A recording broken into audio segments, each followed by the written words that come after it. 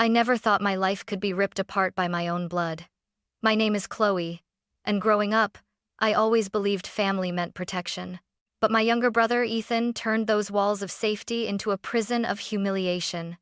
For years, he mocked me, invaded my space, and laughed as our mother brushed it all aside with, "He's just being a boy." I swallowed the pain, thinking things would get better. But the day he framed me as a thief, planting our mother's jewelry in my drawer, and pointing the finger at me, was the day my world collapsed. My parents didn't ask questions. They just looked at me with disgust and told me to leave. That night, I stood on the sidewalk with nothing but a backpack and a heart full of betrayal. I thought I had lost everything until years later, karma handed me a $5 million truth. From the very beginning, the roles in our family were carved in stone. I was the quiet daughter who studied late into the night, kept her grades spotless, and did her chores without complaint. My younger brother Ethan, on the other hand, was the golden boy. He could crash Dad's car, fail half his classes, or disappear for days with his friends, and somehow Mom would find a way to defend him. "He's just young. Boys will be boys," she would say with a tired smile. The unfairness gnawed at me, but what hurt most wasn't Ethan's misbehavior, it was the way he turned it into ammunition against me. He delighted in embarrassing me. When I wore glasses for the first time, he shouted across the dinner table, "4 eyes reporting for duty," and our mother laughed instead of stopping him. When I wrote poems in my diary, Ethan stole it, read them out loud, and twisted my words into cruel jokes until I ran to my room, cheeks burning. Dad tried occasionally to intervene, but his voice was often drowned out by Mom's blind affection. One night after Ethan snuck into my room and scribbled all over my homework with a marker, I confronted him in the hallway. "Why do you hate me so much?" I asked, my voice trembling. Ethan smirked, leaned close, and whispered, "Because you're weak, and weak people don't belong here." Then he slammed the bathroom door in my face. Even at school, Ethan's shadow followed me. We went to the same middle school, and he made sure my classmates knew exactly how to torment me. If I dropped a book in the hallway, he'd shout, "Watch out, everyone, here comes clumsy Chloe." Laughter would ripple through the crowd, and I would shrink smaller and smaller. Teachers noticed the tension but brushed it off as normal sibling rivalry. No one saw the bruises Ethan left on my spirit. I remember one particular night when Dad was working late, and Mom was folding laundry in the living room. Ethan cornered me in the kitchen, grabbed my hair, and hissed, "You think you're better than me, don't you?" I pushed him away, my heart hammering, and shouted for Mom. She barely glanced up from the laundry basket and muttered, "Don't bother me with your fights. Work it out yourselves." I stood frozen, realizing then that in her eyes, I wasn't her daughter in need of protection. I was just an obstacle between her and her beloved son. As the years passed, the labels stuck. Ethan, the adored, untouchable child. Chloe, the scapegoat. I told myself I could endure it if I just kept my head down and worked hard. But deep inside, a small voice whispered the truth I didn't want to face. One day, his cruelty would escalate beyond childish pranks or sharp words. One day, Ethan would cross a line I could never come back from. And that day was coming faster than I realized. It happened on an ordinary Sunday evening, the kind that should have been safe and uneventful. Dad, Robert, had been polishing one of Mom's heirloom jewelry boxes. He left it on the dining table, open, while he stepped out to take a phone call. Inside lay a delicate gold bracelet, passed down from my grandmother, a piece my mother treasured more than anything. I noticed Ethan watching the box with a glint in his eyes, the kind of grin that always meant trouble. I tried to ignore it, retreating to my room with a textbook. A few minutes later, he barged in without knocking. "Hey, nerd, doing homework again?" he sneered, tossing one of my pencils on the floor. I didn't answer. I had learned silence was sometimes safer than words. But when he left, something in his swagger unsettled me. I checked my drawers an hour later, and my heart dropped into my stomach. There it was, the gold bracelet lying under my folded shirts. I gasped, realizing instantly what had happened. "No," I whispered, shaking my head. "He wouldn't." But deep down, I knew Ethan would. Seconds later, his voice echoed down the hallway. Mom, Dad, Chloe took your bracelet. I saw her sneaking it into her drawer. My pulse thundered in my ears as heavy footsteps approached. Mom, Linda, stormed into my room with Dad trailing behind her. She yanked open my drawer, and when the bracelet gleamed in her hand, her face hardened. Chloe, how could you? Tears welled up in my eyes. I didn't. I swear, I don't know how it got there. My voice cracked with desperation. Ethan leaned against the door frame, arms crossed, smirking like a cat who had just caught the mouse. I told you, he said smugly. She's been jealous of me for years. Jealous? I snapped, spinning toward him. You put it there, Ethan. You set me up, but my mother's glare silenced me. Enough lies. Stealing from your own family? This is shameful. She turned to my father. Robert, we can't allow this under our roof. Dad hesitated, his brow furrowed.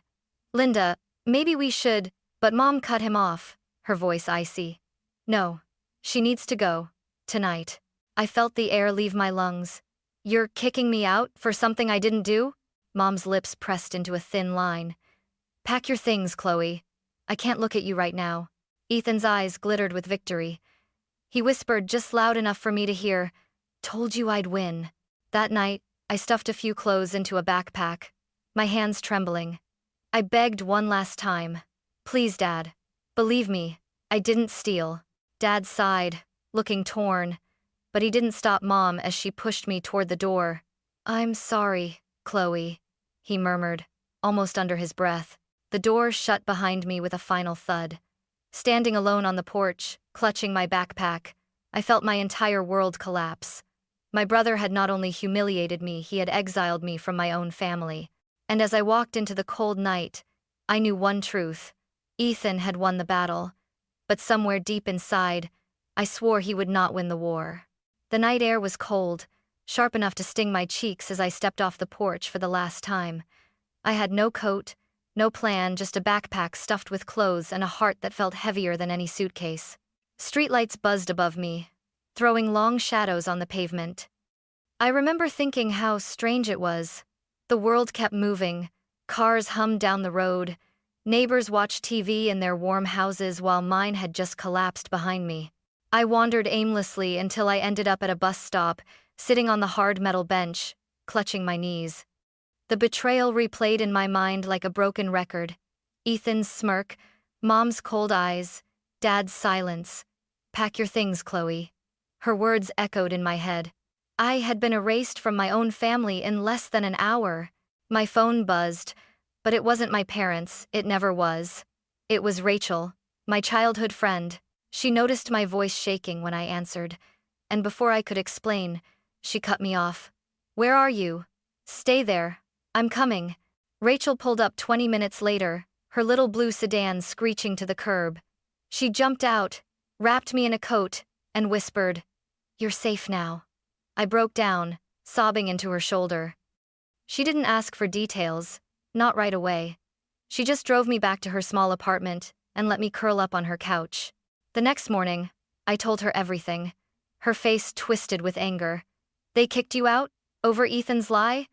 Chloe, that's insane. I begged them to believe me, I whispered, staring at my hands. But it didn't matter. Mom only saw what she wanted. Rachel reached across the table and squeezed my hand. Then you'll build a new family, out here, with people who actually value you. Those words planted the first fragile seed of hope inside me. But survival was far from easy. I picked up a job at a downtown cafe, working long hours after classes, just to scrape by. The smell of burnt espresso and dish soap clung to my clothes, but the paycheck meant food, rent, and maybe a textbook or two. I applied for every scholarship I could find, pouring my heart into essays that spoke of resilience, of climbing out of shadows. And little by little, doors began to open. Still, nights were the hardest. Birthdays passed with no phone calls, Thanksgiving dinners with no invitation, Christmas mornings where I stared at the ceiling instead of unwrapping gifts. Sometimes I'd scroll through social media and see family photos, Mom smiling proudly beside Ethan, Dad in the background, arms crossed but still there, no empty chair for me. No trace I'd ever existed. Each picture stabbed me, but I forced myself to look. It was fuel. I whispered to myself, they may have thrown me out, but they will not break me. And as the months turned into years, that promise became my anchor. What I didn't know then was that the pain of being cast aside would become the very fire that forged me into someone stronger than Ethan or anyone else in my family had ever imagined. Life after exile was brutal, but it also taught me one lesson I could never forget. Nobody was going to save me but myself. I threw everything into my studies, clutching at the one weapon Ethan couldn't steal: my determination. Days bled into nights at the university library. I lived on cheap instant noodles and dollar store coffee, but when the dean announced I had earned a full scholarship, I felt something I hadn't felt in years. Vindication. Rachel clapped the loudest at the ceremony. My own parents weren't there. I chose business as my major. Numbers didn't lie the way people did. While Ethan partied his way through life, I sat through lectures and internships, learning how companies rose and fell, how money flowed like currents in a river. I wanted control, the kind that couldn't be ripped away with a single accusation. Work became my identity. By junior year, I was running a small tutoring service for other students. By senior year, I had saved enough to rent my own tiny apartment. The walls were bare, but it was mine, every inch, earned with sweat and sleepless nights. It was around that time that my father reached out. One rainy evening, I opened my inbox to see an email from him. Just 5 words.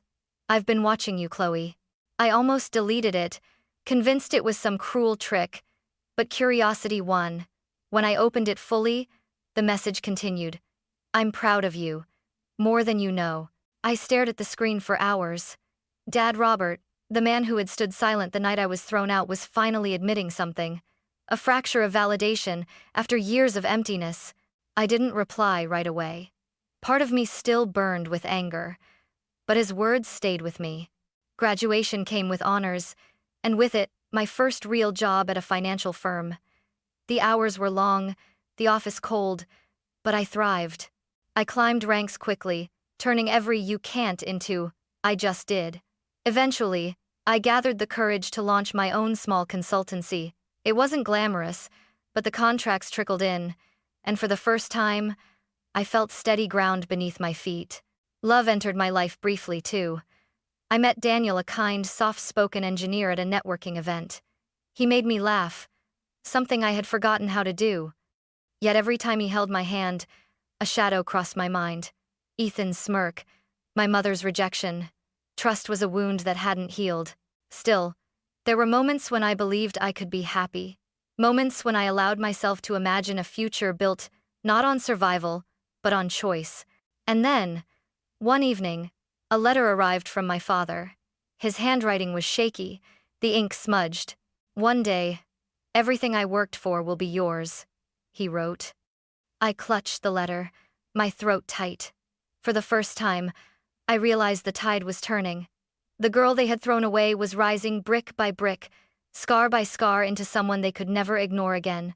The letter from my father became a prophecy sooner than I expected. A year after I launched my consultancy, my phone rang with the news.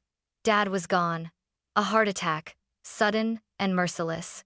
I remember standing in my office, the city skyline behind me, the world moving on while mine froze. Despite all the bitterness, he had been the only one who had reached out. The only parent who whispered he was proud. Tears spilled before I could stop them. The day of the will reading arrived like a storm cloud. I sat in the oak-paneled office of my father's lawyer, hands trembling in my lap. Mom was already there, lips pursed, eyes sharp as knives. Beside her sat Ethan, lounging in the chair like he owned the room. He hadn't changed, arrogant, smug, radiating the same entitlement that had destroyed me years ago. The lawyer cleared his throat. "Robert Mitchell's last will and testament," he began, unfolding the pages. My pulse pounded so hard I barely heard the legal jargon. Then came the words that split the room in two. "To my daughter, Chloe Mitchell, I leave the remainder of my estate, including financial assets, property, and holdings, valued at $5 million. My breath caught. $5 million. My father's lifetime of work all entrusted to me. The lawyer continued. To my son, Ethan Mitchell, I leave the sum of $1. The silence that followed was deafening. Mom gasped, her hand flying to her chest. Ethan's face turned scarlet. He bolted upright. What? This is a joke, he shouted, slamming his fist on the table. Papers fluttered. It's not a joke, the lawyer said firmly. Your father was clear. He amended this will personally, 3 months before his death. I sat frozen, tears streaming silently. Vindication had never felt so heavy. For years, I had carried the label of thief, liar, disappointment. Now my father had wiped it clean with one final stroke of his pen. Mom spun on me, her voice shrill. You manipulated him. You poisoned him against his own son. I looked at her, voice shaking but steady. No, Mom. Dad finally saw the truth. He saw what Ethan really islanded. Ethan lunged across the table, pointing a finger at me. You think you've won? You think this money makes you better than me? This isn't over, Chloe. Not by a long shot. The lawyer intervened, his calm voice slicing through the chaos. Mr. Mitchell, you will control your temper. Your father's wishes are legally binding. Ethan shoved his chair back so violently it toppled over. He stormed out, slamming the door hard enough to rattle the glass panes. Mom followed, muttering curses under her breath, leaving me alone with the lawyer. I sat there, shaking, the weight of $5 million pressing down on my shoulders. It should have felt like victory, but all I felt was grief and exhaustion. My father's absence hurt more than Ethan's rage, or my mother's venom. Still, beneath the sorrow, a flame burned bright. For the first time, justice was mine. It had been 3 months since the will reading, and I was still adjusting to the strange weight of my inheritance. $5 million. It felt surreal, both empowering and suffocating. I had moved into a new townhouse, one with tall windows and a balcony that caught the morning sunday. Every corner whispered of independence. Yet, beneath the polished floors and expensive furniture, the echo of my father's absence lingered. One rainy evening, as thunder cracked over the rooftops, there was a knock on my door, a frantic, uneven pounding. My chest tightened. I opened it slowly and there he was. Ethan. He looked nothing like the golden boy my mother had adored. His hair was greasy, his clothes wrinkled, his eyes ringed with shadows. For the first time in my life, I saw him not as the untouchable brother who had ruined me, but as something smaller, desperate, broken. Chloe, he croaked, voice raw. Please, I need your help. I gripped the doorknob so tightly my knuckles whitened. Images flashed through my mind, the bracelet in my drawer, Mom's cold eyes, the night I stood in the dark with nothing but a backpack. My heart hardened. You? I said quietly. Asking me for help? His lips trembled. I've got nothing. Mom won't answer my calls. She blames me for Dad's will. Karen, my girlfriend, she left. I can't pay my rent. I can't even afford food half the time. The bitterness surged. Do you remember when I begged them to believe me? When I swore I didn't steal that bracelet, and you just stood there smirking? You destroyed me, Ethan. You watched them throw me out. He flinched but tried to smile weakly. I was a kid. I didn't understand. You were 17, I snapped, my voice rising. Old enough to know exactly what you were doing. For a moment, the mask slipped. His face crumpled, and tears filled his eyes. I was jealous, he whispered. You were always so perfect. And I... Perfect? I laughed bitterly. I was their scapegoat, Ethan. You were the golden one. Don't twist this. He sank to his knees right there on my porch, rain drenching his shirt. Please, Chloe, just talk to Mom. Get her to forgive me. Or lend me something. Anything. I'll pay you back. I swear. I stared down at him, the once proud brother reduced to a shivering figure in the storm. A part of me, small and aching, felt pity. But another part remembered every scar he left on me. You want forgiveness? I said, my voice steady. Ask the girl you framed as a thief. Ask the child you exiled from her home. But I'm not her anymore. I'm done carrying your sins. His tears mixed with the rain as I stepped back inside. The door shut with a quiet click, final and cold. For the first time, Ethan was the one left alone in the dark. I thought shutting the door that night would end it, but Ethan was never one to accept silence. A week later, he came back. This time, he didn't knock. He pounded his fists against the door so hard the picture frames on my wall rattled. "Chloe, open up. We need to talk." I hesitated, anger and dread swirling in my chest. Part of me wanted to ignore him, but another part, the same stubborn flame that had carried me through years of exile, refused to hide. I unlocked the door. Ethan stood there, drenched in sweat despite the cool evening air. His eyes were bloodshot, wild.